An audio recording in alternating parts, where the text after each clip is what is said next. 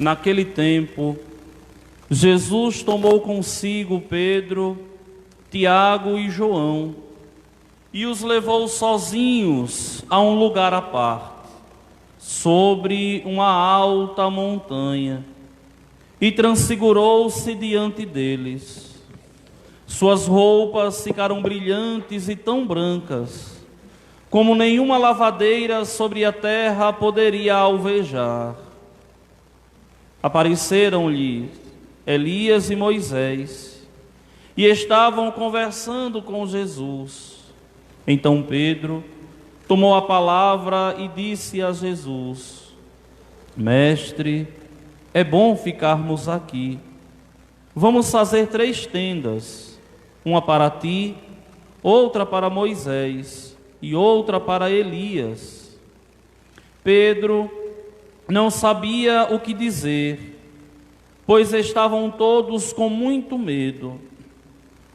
Então desceu uma nuvem e os encobriu com sua sombra, e da nuvem saiu uma voz: Este é o meu filho amado, escutai o que ele diz.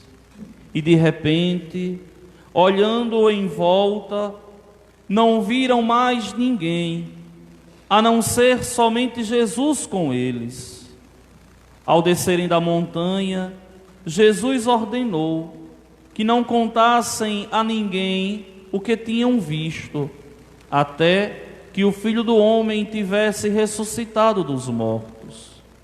Eles observavam esta ordem, mas comentavam entre si o que queria dizer ressuscitar dos mortos.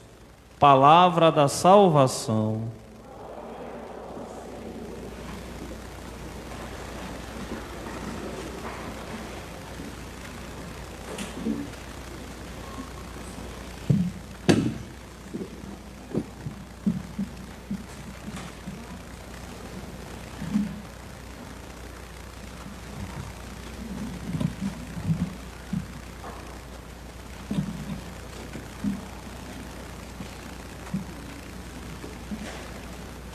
Meus queridos irmãos e minhas irmãs, na semana passada a Santa Mãe Igreja nos colocava o Evangelho das tentações de Jesus e nos colocava também a primeira leitura do livro do Gênesis, que nos falava, que nos mostrava a aliança que Deus fizera com Noé. A aliança de Deus com o seu servo. E Deus prometeu a Noé que nunca mais exterminaria o homem da face da terra. E Deus colocou o seu arco nos céus para nos lembrar sempre dessa aliança dele com o homem, o arco-íris. Só que vejam bem, hoje, a Divina Liturgia nos coloca um texto do Gênesis também. Só que agora a história de Abraão. Abraão, o nosso pai na fé. É a partir de Abraão que nós conhecemos a virtude teologal da fé. É a partir de Abraão que nós depositamos em Deus a nossa confiança, porque a Abraão ele se revelou. É interessante olhar a história de Abraão, porque a partir de Abraão nós conseguimos entender muitas coisas que acontecem até hoje no Oriente Médio. Quem é esse Abraão? É Abrão, o nome dele. Casado com uma mulher chamada Sarai. Essa mulher era estéril, não podia ter filhos, e Abraão vai receber do Senhor o bom Deus a incumbência de sair da terra dele. Sai, Abraão, da tua terra, dos teus parentes, dos teus amigos, e vai em busca da terra que eu vou te indicar. Abraão, dócil à ação de Deus.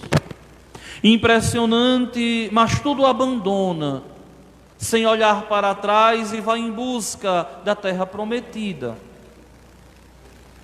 Essa busca de Abraão da terra prometida é uma prefiguração do nosso peregrinar aqui na terra, em busca da terra prometida, também o céu. Abraão buscou a terra prometida, o vale do Hebrom. Nós buscamos também a terra prometida, os céus. Só que é interessante porque essa confusão que a gente conhece hoje no Oriente começa justamente aqui. Porque Abraão vai chegar em uma terra indicada por Deus. E essa terra já estava habitada com outras pessoas. E até hoje existe essa confusão por aquela terra que ali está. Tudo começa aqui. A questão geográfica. Aquela questão daquela confusão ali na Síria, na Líbia, no Iraque, naquela região ali da faixa de Gaza. Começa aqui. Olhem que esse Abraão, ele recebe também de Deus uma promessa, que ele teria um filho, e que esse filho daria a ele uma geração numerosa. Só que Abraão se questionava: mas como eu vou fazer um filho se a minha mulher é estéril? Sara, que vivia angustiada, amargurada, porque não podia dar um filho a Abraão, Sara oferece a ele a sua escrava, Agar. Eu estou contando as Sagradas Escrituras para vocês entenderem o contexto desse capítulo 22. Não é nada mais do que está nas Sagradas Escrituras. E Sara oferece a sua escrava para Abraão deitar com ela e ter o seu filho. Abraão vai, deita com Agar, tem um filho chamado Ismael. Só que Deus não aceita aquela relação. E Deus diz: esse não é o filho da promessa, não. Não é esse o filho que eu prometi. E faz com que Sara engravide sendo estéril e dê à luz a Isaque, um homem, 2 mulheres e 2 filhos. Quando Sara toma consciência que Abraão era muito apegado a Ismael, expulsa Agar de casa. Agar vai embora com o seu filho, e Abraão agora cuida de Isaque, o filho da promessa. Aqui também é o início de uma confusão religiosa até hoje. Os judeus são descendentes de Isaque. São descendentes de Isaque, os judeus. E até hoje a fé que eles professam é a fé de Abraão, de Isaque e de Jacó, que é todo o nosso Antigo Testamento. Olhem que coisa bonita. Só que Ismael, dele também nos vem uma religião. Os muçulmanos primeiros, eles se dizem descendentes de Ismael. 2 grandes religiões: a religião judaica monoteísta, os descendentes de Isaque, e a religião monoteísta, o islamismo, descendentes de Ismael, segundo eles. E aí começa essa confusão religiosa que nós conhecemos até hoje.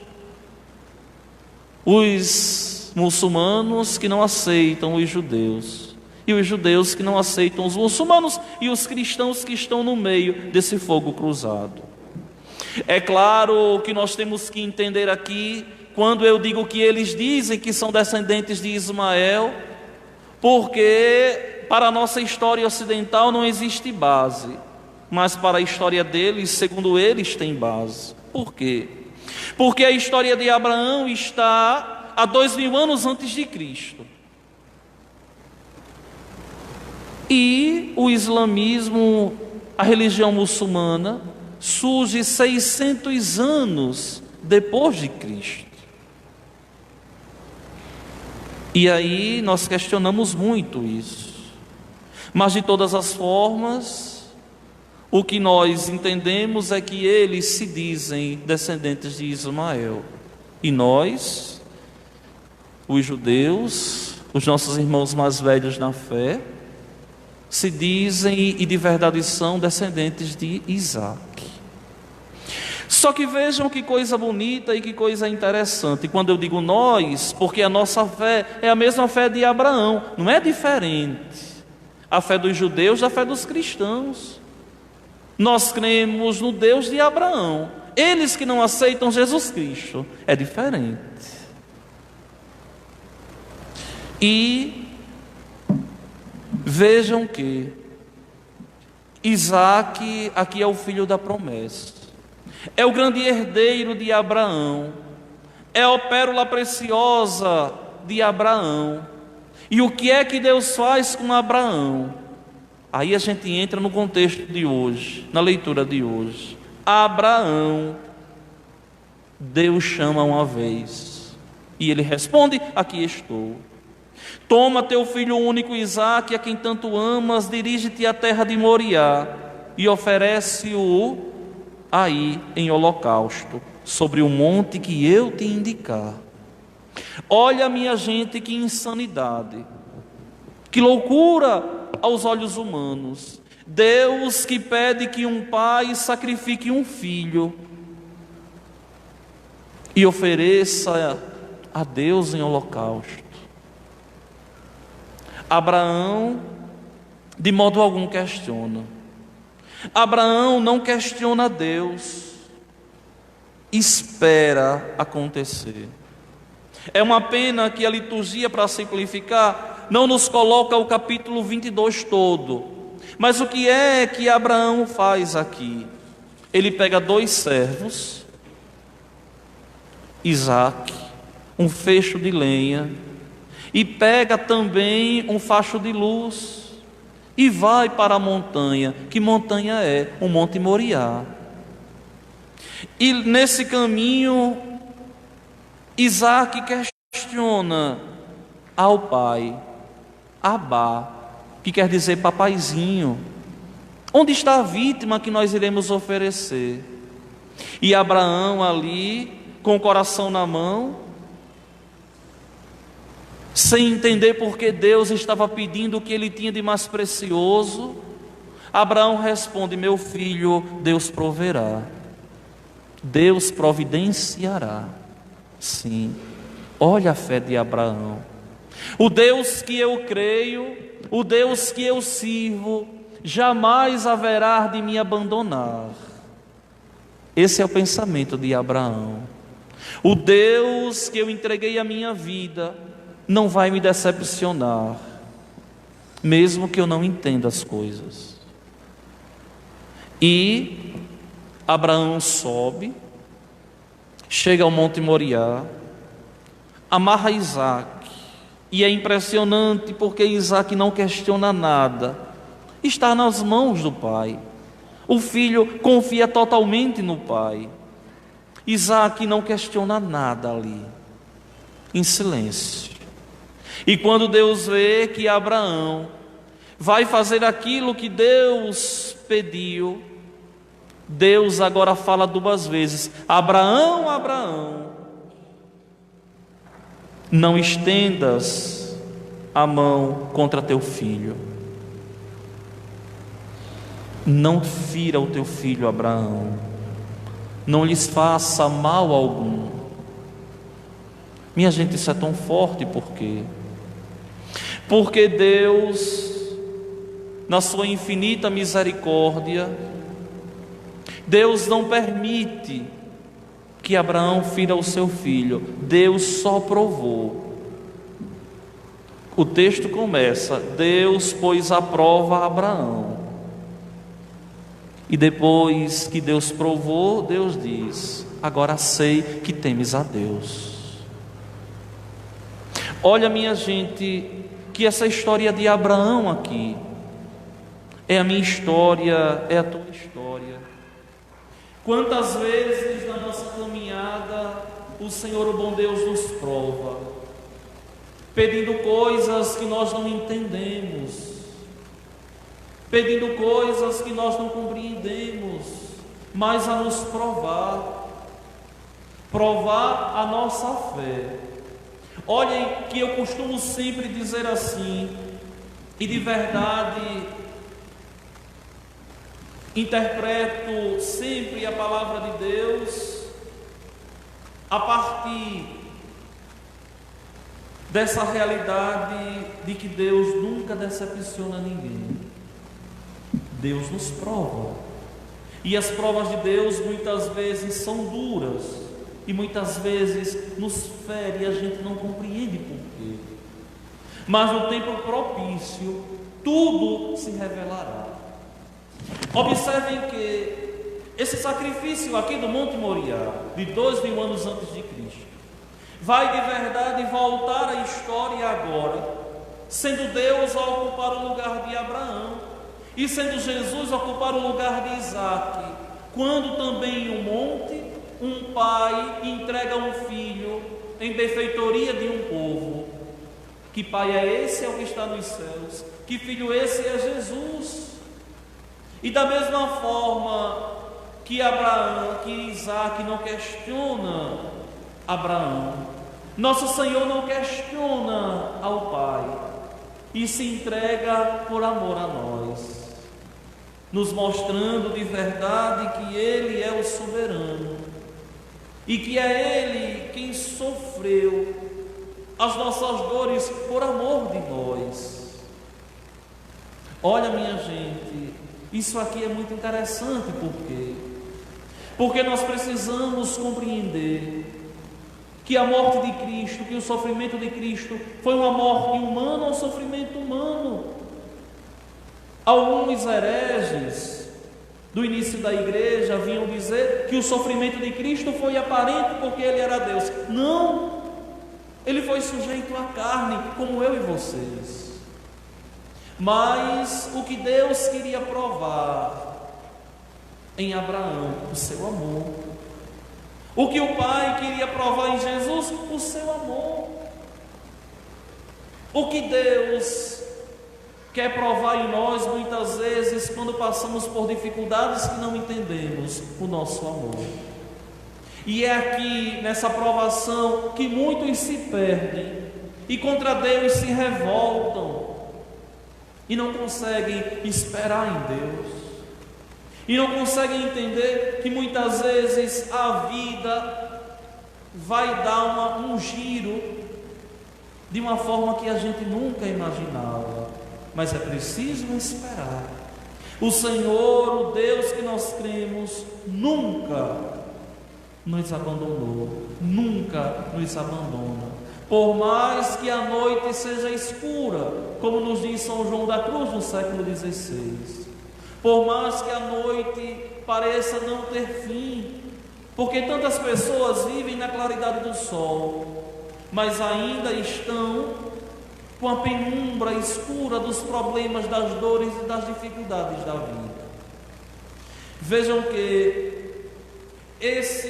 essa história aqui, esse episódio do Gênesis, vai ser confirmado por São Paulo, quando ele escreve a comunidade dos Romanos, e vocês vão ver aí, estão vendo aí no folheto, a segunda leitura de hoje, quando São Paulo diz assim: olha, se Deus é por nós, quem será contra nós? Deus que não poupou o seu próprio Filho, mas o entregou por todos nós, como não nos daria tudo junto com Ele? O que é isso que Paulo está dizendo? Que nós somos partícipes do sacrifício de Cristo consumado no Calvário, que a nossa vida, em meio às dores e às dificuldades da vida, é uma vida que é conduzida por Deus na fé. Se vocês lembram bem, meus irmãos, aqui no altar do sacrifício, Todas as vezes em que o sacerdote no ofertório, ele diz assim: orai, irmãos e irmãs, para que o nosso sacrifício seja aceito por Deus Pai Todo-Poderoso. Seja aceito por Deus Pai Todo-Poderoso. O que é que vocês dizem? Receba o Senhor por tuas mãos esse sacrifício. Isso aqui tem que ser bem entendido. Receba o Senhor por tuas mãos, Padre, o sacrifício que nós ofertamos. Não receba, ó Senhor, não. Vocês aqui estão se dirigindo a mim como sacerdote, para que eu possa oficiar o sacrifício em favor de vocês. É por isso que a carta aos Hebreus nos deixa muito claro: todo homem consagrado é tirado do meio do povo para cuidar das coisas que se referem a Deus. O sacerdote é esse pontífice.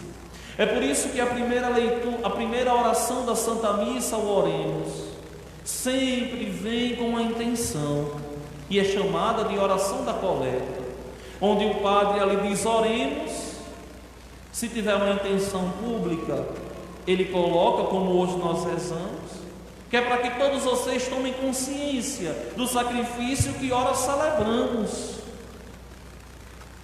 Agora vocês poderiam me questionar assim: mas Padre, o que é o sacrifício que a gente oferece?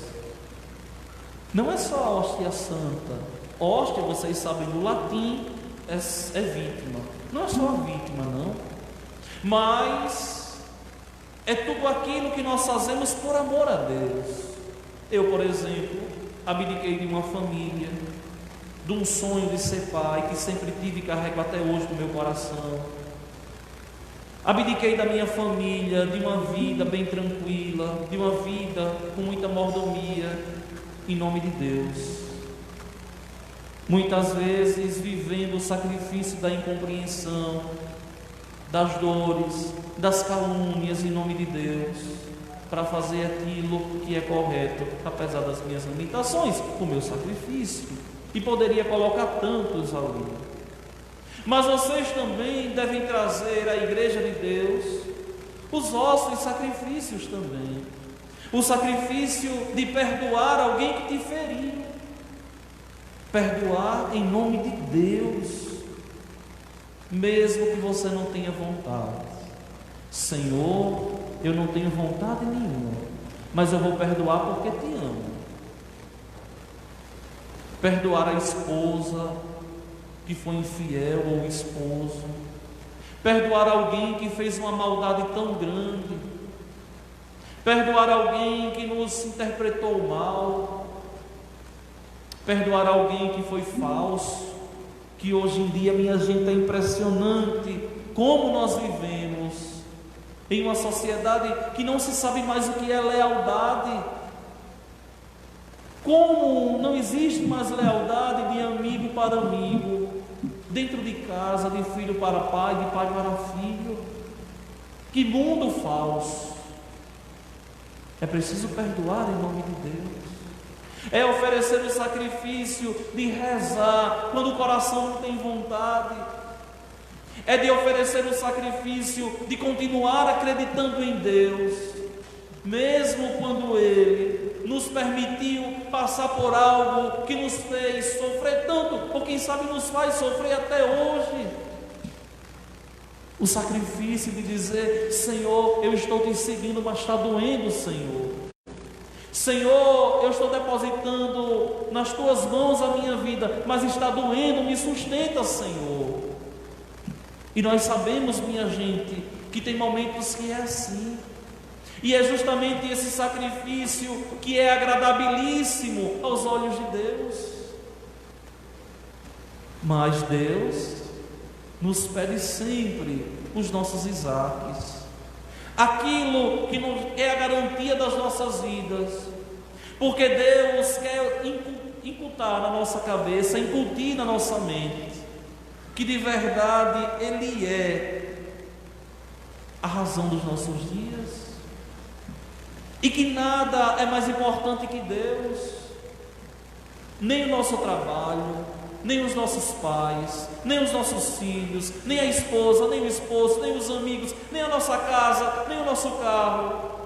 Nada disso é mais importante que Deus. E tudo vai passar, mas Deus haverá de permanecer. Quando Deus nos pede os nossos Isaques, Deus está nos lembrando e dizendo a nós assim: olha, eu sou o tudo das vossas vidas. Tanto é que o tetragrama do nome de Deus, como ele se revela, é justamente Yahvé. Ou seja, eu sou aquele que sou, ele é, e nós só somos alguma coisa nele. E é aqui que muitos não conseguem entender isso aqui. Só que vejam bem, a liturgia da igreja nos coloca todos os anos, no primeiro domingo da quaresma, o Evangelho das Tentações. E no segundo domingo da quaresma, a igreja sempre nos coloca o Evangelho da Transfiguração. E hoje nós vimos o relato da Transfiguração a partir de Marcos. E Marcos, aqui, vocês sabem, dos 4 evangelistas, 2 eram apóstolos e 2 discípulos de apóstolos.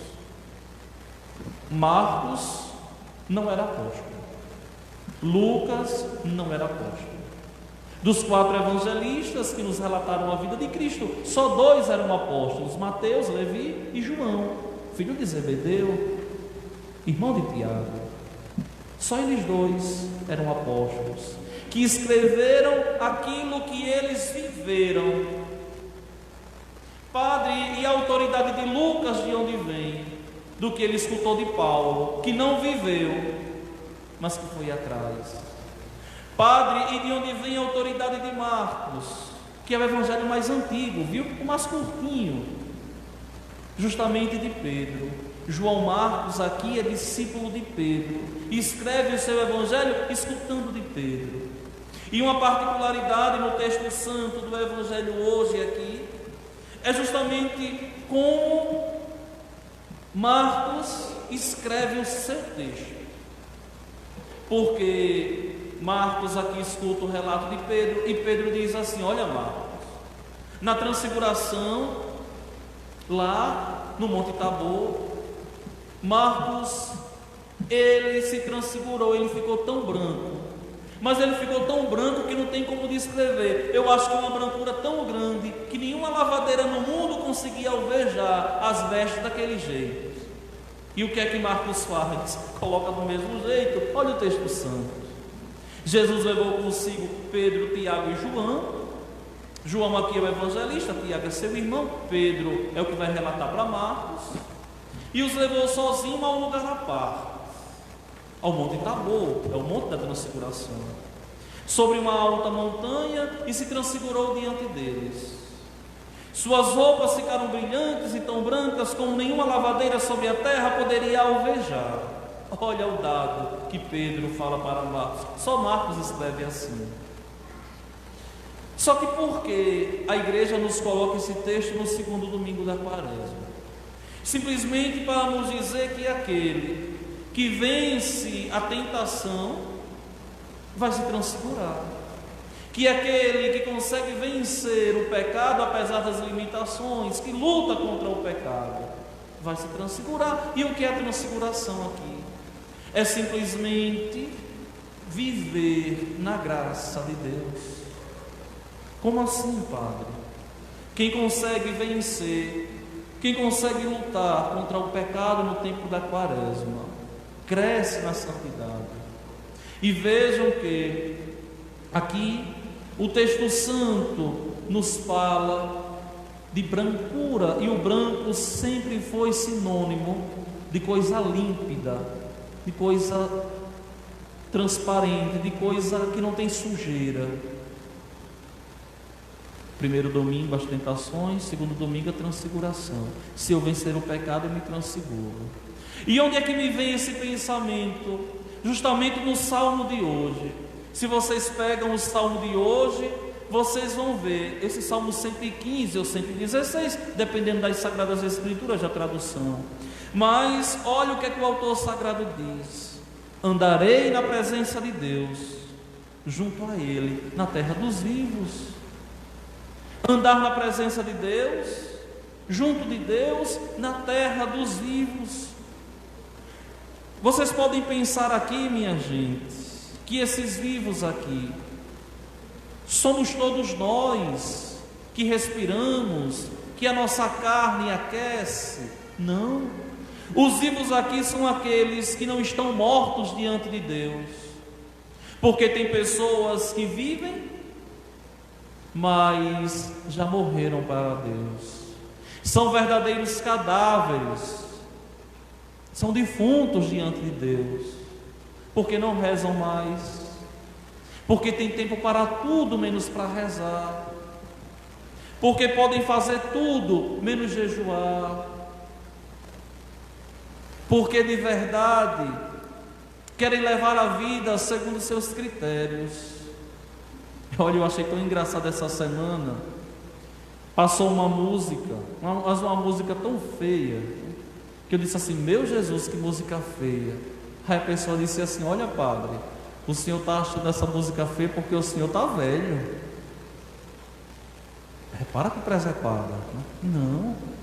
É porque muitas vezes a gente se acostuma a escutar tanto lixo que a gente não se dá conta daquilo ali, que a gente não se dá conta do que a gente vem consumindo, que nos afasta da graça de Deus. É claro, minha gente, que escutar uma música é algo bom, alegra o nosso coração. Cantar é próprio de quem ama, já nos diz Santo Agostinho. Mas onde o diabo chega, a bagunça acontece. Me desculpem a expressão, mas o que a gente não pode ficar o tempo todo consumindo músicas de cunho totalmente sexual, que se a gente for de verdade interpretar aquela música ali que a gente está escutando, meu Deus do céu, a gente está vendo uma pessoa ali na nossa frente fazendo sexo. E é preciso de verdade que nós busquemos viver na presença de Deus. Isso eu posso escutar, isso eu não posso. Isso eu posso ouvir, isso eu não posso. Isso eu posso assistir, isso eu não posso. Isso eu posso falar, isso eu não posso. Por quê? Porque a justa medida da nossa salvação somos nós mesmos. Não é um padre ou um pastor, sei lá, que vai dizer o que você deve fazer ou o que você não deve, não. A igreja que é mãe orienta, nos ajuda, nos clareia. A mim também como padre, não sou o senhor da razão, mas a igreja com a sua sabedoria nos orienta, nos ajuda, nos mostra o caminho. E é você quem deve julgar. E é você, como cristão, como servo de Deus, alguém que está vivo na graça, que deve julgar. Isso aqui eu posso, isso aqui eu não posso. E se porventura vier fazer algo que não pode, peça a Deus perdão para voltar para a vida dos vivos que caminham em Deus. Meus queridos irmãos e minhas irmãs, essa liturgia é tão rica. Nós poderíamos ainda falar em tantas nuances que o texto nos coloca aqui, mas tantas e tantas. Mas só mais uma ideia para a gente terminar o dia de hoje. Quando Pedro diz assim: mestre, é bom ficarmos aqui. Meus irmãos, é bom permanecer na presença de Deus. É bom permanecer na graça de Deus. É bom caminhar com Deus. Só que é preciso também que vocês entendam que Deus vai provar e que ninguém chega aos céus se não for provado como ouro no crisol. Ninguém. E é justamente nessa provação que nós crescemos na amizade com Deus e vamos conquistando dia após dia a nossa salvação. Eu exorto vocês e convido vocês para não esmorecerem nesse tempo da quaresma. É tão bom, minha gente, estarmos vivendo em paz. tranquilos aqui no nosso município, sem nenhum caso de coronavírus no momento.